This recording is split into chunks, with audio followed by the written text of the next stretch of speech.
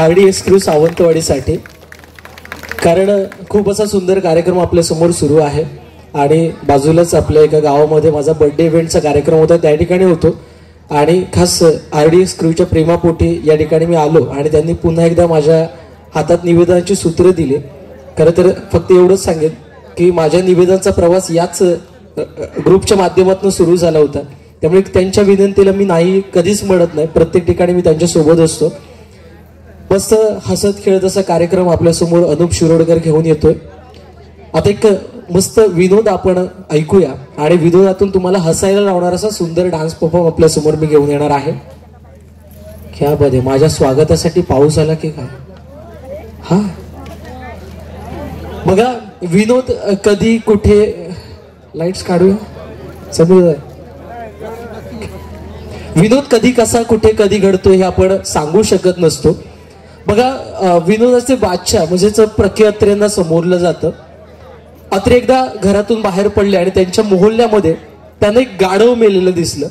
त्या गाढवाला कुजलेला वास येत होता आणि तो कुजवट वास जेव्हा अत्रेंच्या नाकात गेला त्यावेळी अत्रेंनी थेट म्युन्सिपाल्टीमध्ये फोन केला आणि म्युन्सिपाल्टीच्या कर्मचाऱ्याला अगदी धारेवर धरलं की आमच्या मोहल्ल्यामध्ये गाढव मेलंय, गेले 5 दिवस झाले, तो कुजून आहे आणि तुमचा एकाचाही लक्ष नाही.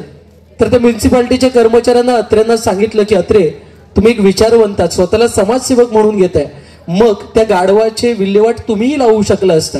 अत्रेंनी त्यावर सुंदर उत्तर दिलं की त्या गाढवाची विल्हेवाट मीच लावणार आहे, पण आमच्या हिंदू संस्कृतीमध्ये कोणी मेल्यानंतर मेलेल्यांच्या नातेवाईकांना सांगण्याची एक पद्धत असते, म्हणून मी तुम्हाला कॉल केला. ज्यांना विनोद कळला त्यांनी जसा, बाकीच्यांनी बिचाऱ्या हसणाऱ्यांचे दात मोजत बसा. नाही, कसं माहितीये, मध्ये झालोय ना, त्यामुळे आता कुठे गाडी पिकअप घेऊ ते कळत नाही. एक विनोद दिलाय आणि असाच विनोद कधी कुठे घडेल सांगू शकत नाही. अर्थात जोकर ही संकल्पना आपण सर्कसच्या माध्यमातून पाहिली असेल, पण हाच जोकर जर डान्सच्या माध्यमातून तुमच्या समोर प्रेझेंट केला तर तो कसा असेल पाहूया. येत आहेत आपल्या समोर एमजेचे जोकर.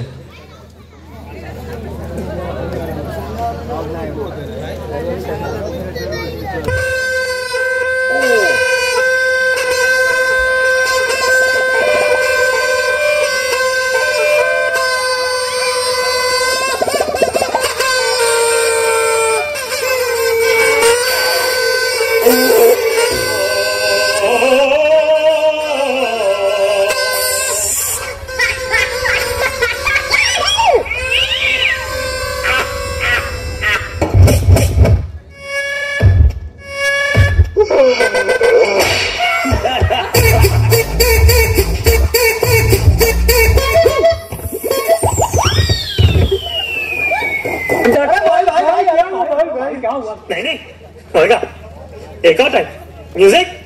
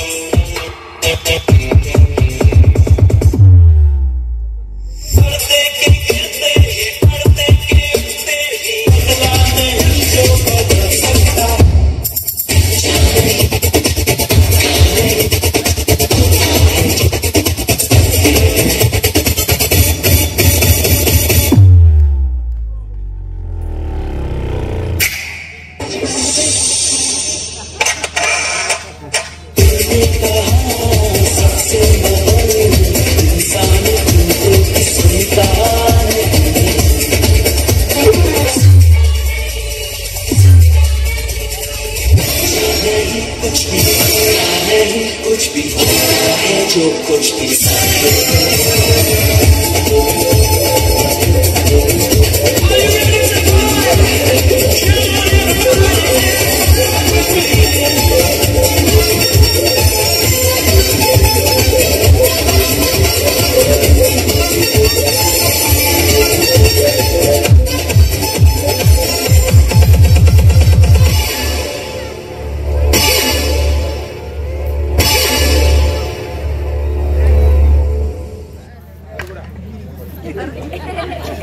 एकदा जोरदार टाळ्या आपण देऊया